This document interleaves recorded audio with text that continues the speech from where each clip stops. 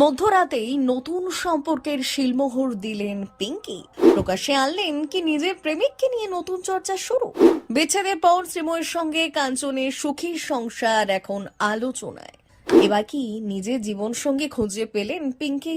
অবশেষে নতুন অধ্যায় শুরু করলেন নিজের জীবনে।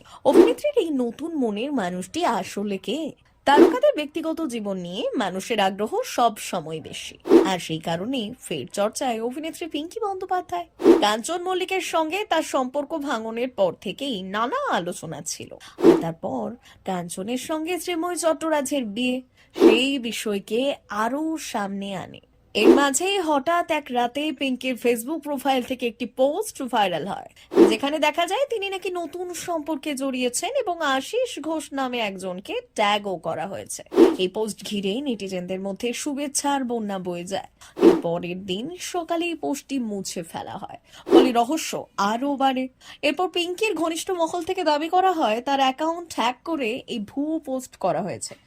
যদিও এই ব্যাখ্যা সামনে এলেও পুরো সত্যিটা এখনো স্পষ্ট নয়। সব মিলিয়ে পিঙ্কির এই নতুন সম্পর্কের গুঞ্জন এখন টলিপাড়ার অন্যতম আলোচিত বিষয় হয়ে উঠেছে।